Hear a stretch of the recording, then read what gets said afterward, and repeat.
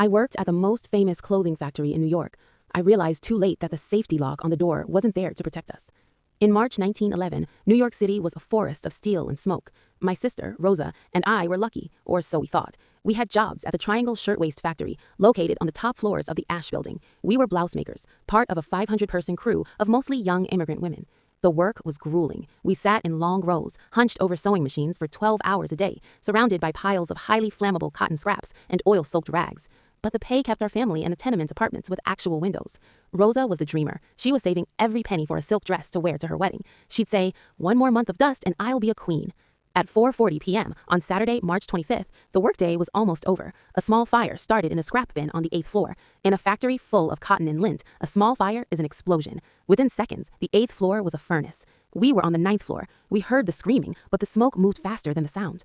The building was fireproof, meaning the walls didn't burn, but the contents did. The fire escaped through the windows and licked upward, shattering the glass of the 9th floor in minutes. We ran for the exits. There were 2 freight elevators and 2 stairways. One elevator broke under the weight of the panicked girls. We scrambled for the Washington Place stairs, but when Rosa grabbed the handle, it wouldn't budge.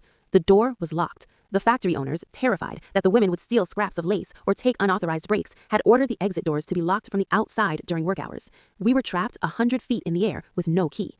The fire escape at the back of the building was a factual death trap. It was made of cheap iron and wasn't designed to hold more than a few people. As 50 of us crowded onto it, the metal warped from the heat and the weight, eventually snapping and dropping everyone into the alley below.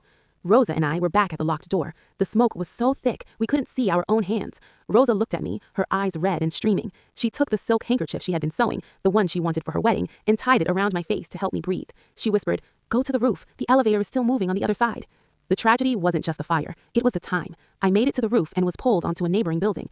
I looked back at the 9th floor windows. I saw girls holding hands, jumping from the ledges because they preferred the fall to the flames. I never saw Rosa again. When the fire was finally out, 146 people were dead. The owners were put on trial, but they were acquitted because it couldn't be proven they knew the door was locked that specific afternoon.